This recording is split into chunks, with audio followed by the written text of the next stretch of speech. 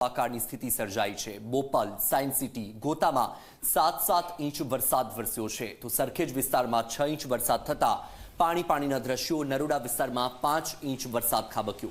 જોધપુર અને ચાંદોડિયામાં 4 ઇંચ વરસાદ નોંધાયો છે। ચાંદખેડા વિસ્તારમાં 3.5 ઇંચ વરસાદ વરસ્યો। બોડકદેવ અને ઉસ્માનપુરામાં 3 ઇંચ વરસાદ નોંધાયો છે। તો અમદાવાદમાં આજે સાર્વત્રિક મેઘમહેર નોંધાઈ છે। પૂર્વ વિસ્તાર હોય કે પશ્ચિમ વિસ્તાર, અમદાવાદનો એક પણ વિસ્તાર વરસાદથી બાકાત નથી રહ્યો।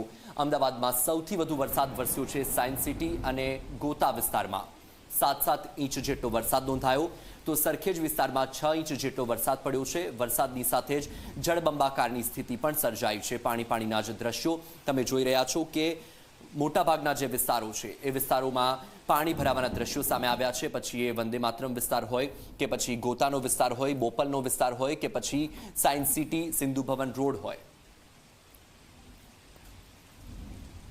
તો તમારી ટીવી સ્ક્રીન પર તમે જે બે દ્રશ્યો જોઈ રહ્યા છો, એક તરફ દ્રશ્યો છે વંદે માતરમ વિસ્તારના છે કે વિસ્તારમાં વરસાદ બાદ જળબંબાકારની સ્થિતિ સર્જાઈ, રસ્તા પર પાણી ભરાઈ ગયા, ઘૂંટણસમા પાણીમાંથી પસાર થવા માટે લોકો મજબૂર બન્યા। તો બીજી તરફના દ્રશ્યો છે બોપલ વિસ્તારના। બોપલમાં પણ 5 ઇંચ જેટલો વરસાદ પડ્યો છે અને વરસાદ પડતાની સાથે જ બોપલમાં પણ જળબંબાકારની સ્થિતિ સર્જાઈ છે। એપાર્ટમેન્ટ સોસાયટીના ગેટ પાસે પણ પાણી ભરાવાના દ્રશ્યો સામે આવ્યા છે। દ્રશ્યોમાં તમે જોઈ શકો છો કે કેટલા પાણી ભરાયા છે, રસ્તા પરથી નદી વહેતી હોય તેવા દ્રશ્યો સામે આવ્યા છે। અમદાવાદમાં સાર્વત્રિક વરસાદ નોંધાવાની સાથે જ આ ચાંદખેડા વિસ્તારના દ્રશ્યો તમે જોઈ રહ્યા છો। ચાંદખેડા વિસ્તારમાં પણ પાણીના દ્રશ્યો છે।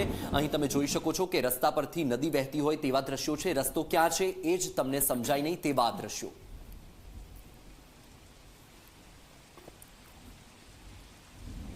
તો અમદાવાદના શેલામાં વિશાળ ભૂવો પડ્યો છે। શેલામાં ભૂવો પડવાના લાઈવ દ્રશ્યો સામે આવ્યા છે। શેલામાં પડેલા ભૂવાએ લોકોની મુશ્કેલીમાં વધારો કર્યો છે। અમદાવાદ મહાનગરપાલિકાની પ્રી મોન્સૂન કામગીરી ખાડામાં ગઈ હોય તેનો આ પુરાવો છે। શેલા ખાતેનો આ ભૂવો, અમદાવાદ મહાનગરપાલિકાના અધિકારીઓ આ ભૂવો જુઓ, ક્યાં ગઈ અમદાવાદ મહાનગરપાલિકાની પ્રી મોન્સૂન કામગીરી? આ ભૂવામાં કોઈ ખાબકશે તો તેના માટે જવાબ કોણ આપશે? ટેક્સના પૈસા તો લો છો તો સુવિધા કેમ નથી આપતા તે મોટો સવાલ થઈ રહ્યો છે। આ તે કેવો રસ્તો કે થોડો વધુ વરસાદ આવતા ધસી ગયો? અમદાવાદ મહાનગરપાલિકા કાં તો ટેક્સ લેવાનું બંધ કરો અથવા તો તમે જવાબદારી લેવાનું શરૂ કરી દો। જે અધિકારીની આ વિસ્તારમાં પ્રી મોન્સૂન કામગીરીની જવાબદારી હતી તેની પાસે જવાબ માંગો શાસકો અને તંત્ર। શું આવે લોકોએ જીવના જોખમે બહાર નીકળવાનું છે? આ દ્રશ્યો જોઈને તો આ સવાલ થઈ રહ્યો છે। શું અમદાવાદના રસ્તા પર નીકળતા લોકોને જીવનું જોખમ છે? શું અમદાવાદના લોકો હવે માત્ર ઘરમાં જ સલામત છે?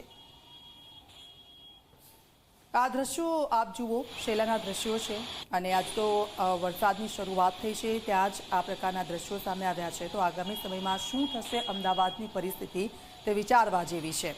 આપ જુઓ, જોતામાં તો આ રોડ આખો ધસી પડ્યો। સદનસીબે ત્યાંથી કોઈ વાહન ચાલક, કોઈ રાહદારી જતું નહોતું। અમદાવાદના શેલા વિસ્તારમાં પાણી ભરાઈ ગયા છે। શેલા અને ક્લબો 7 રોડ પાસે પાણી ભરાઈ ગયા છે। કરોડોના બંગલાની બહાર જ રસ્તા સ્વિમિંગ પુલ બન્યા છે। રિંગ રોડથી ક્લબો 7 સુધીનો આ રસ્તો પાણી થઈ ગયો છે।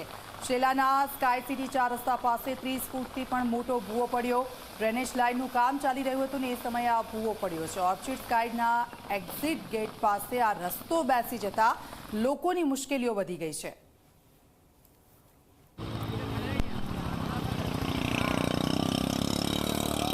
શેલાના દ્રશ્યો મેં આપને બતાવી રહ્યા છે। આપ જુઓ, શેલા વિસ્તારમાં ભવ્ય બંગલાઓ આવ્યા છે અને આપ જુઓ તેની બહારની આ પરિસ્થિતિ છે। રસ્તા વચ્ચે પાણી ભરાઈ ગયા છે। પાણીમાં ગરકાવ આ રસ્તો અને ત્યાંથી લોકોને આવવા જવામાં પારાવાર મુશ્કેલી થઈ રહી છે। સમત્વ બંગલો અને તેની આસપાસનો વિસ્તાર મેં આપને બતાવી રહ્યા છે। ભવ્યાથી ભવ્ય બંગલો ને તેની કિંમત 3 કરોડની આસપાસ છે અને આપ જુઓ આ 3 કરોડ જેમણે ખર્ચ્યા છે તેમણે અત્યારે પાણીમાં ગયા હોય તેવું લાગતું હશે, કારણ કે આ પરિસ્થિતિ જુઓ, હજુ તો ચોમાસાની શરૂઆત થઈ છે ને તે પહેલાં જ આ પ્રકારના દ્રશ્યો સામે આવી રહ્યા છે। ત્યાંથી લોકોને બહાર જવું હોય તો પારાવાર મુશ્કેલી।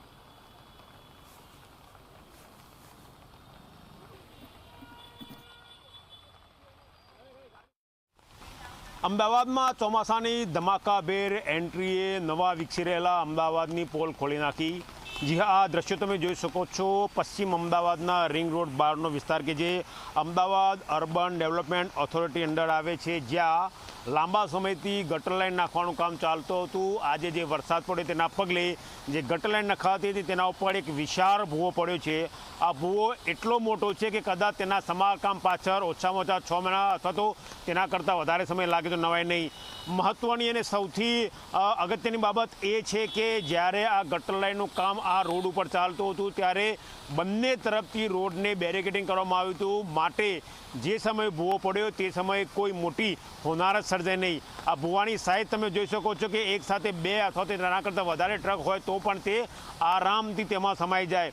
જે રીતે સાઉથ બોપલ, સેલા, ગોધાવી સહિતના વિસ્તારની જે રહેણાંક સ્કીમો છે, જ્યાં લાંબા સમયથી ગટર ઉભરાવાની સમસ્યા છે, તે સમસ્યાને નિવારવા માટે આ મુખ્ય ગટર લાઇનનું કામ ચાલુ હતું. પુશિંગથી આ ગટર લાઈન નાખવામાં આવતી હતી, પરંતુ જેના કારણે જે ભાગ હતો જમીનનો તે પોચો થઈ ગયો હતો અને એક જ વરસાદ જે આજે વરસ્યો તેના કારણે આવડો મોટો વિશાળ ભૂવો પડ્યો છે. હવે તેનું સમારકામ ક્યારે થાય છે તે જોવાનું છે. કેમેરા પર્સન એસપી શર્મા સાથે ગૌરવ પટેલ, ઝી મીડિયા, અમદાવાદ. તો આ દ્રશ્યો જોઈને પ્રી મોન્સૂન કામગીરી પર તો સવાલો થઈ જ રહ્યા છે, કારણ કે દર વર્ષે આ પ્રકારના દ્રશ્યો સામે આવે છે, પરંતુ જે લોકોએ પૈસા ખર્ચ્યા છે, પૈસા રેડ્યા છે અને તેની બહારના રસ્તા છે, આપ કયા વિસ્તારમાં રહી રહ્યા છો કે જ્યાં તમે ચાલતા પહેલાં પણ તમારે વિચાર કરવો પડે તેવી પરિસ્થિતિ છે?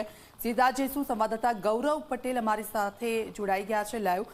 ગૌરવ, કેવી પરિસ્થિતિનું નિર્માણ થયું છે? હજુ તો વરસાદી સિઝનની શરૂઆત થઈ છે, જો વધુ વરસાદ પડે તો અમદાવાદની પરિસ્થિતિ શું થાય? આ દ્રશ્યો પરથી અંદાજો લગાવી શકીએ આપણે?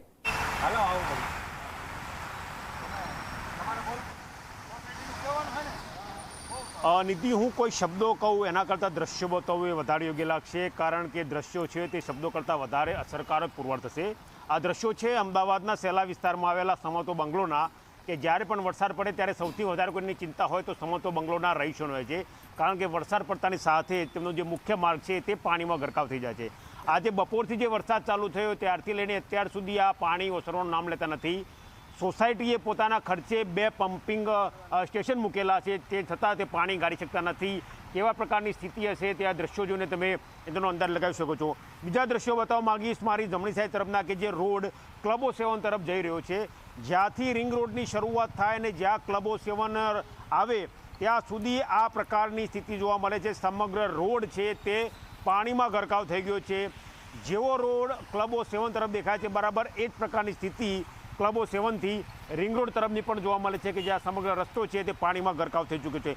સૌથી મહત્ત્વની વાત કે જ્યારે વરસાદ આવે ત્યારે આ પ્રકારની સ્થિતિનું નિર્માણ થતું હોય છે, પરંતુ હજી સુધી તંત્ર દ્વારા કોઈપણ પ્રકારના પગલાં અહીંયા લેવામાં આવ્યા નથી. આપણી સાથે જોડાયા છે સમત્વ બંગલોના ચેરમેન જયેશભાઈ પટેલ, તેમની સાથે વાત કરીશું.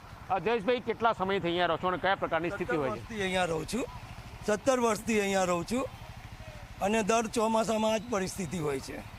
આ જે પરિસ્થિતિ કરી અને તમે કોઈ સત્તાવાળા કે કોઈ ઓથોરિટી કે કોઈને રજૂઆત કરી? રજૂઆત ઔડામાં, મ્યુનિસિપાલિટીમાં બધે રજૂઆત કરેલી છે, પણ હજી સુધી કોઈ નિરાકરણ આવ્યું નથી.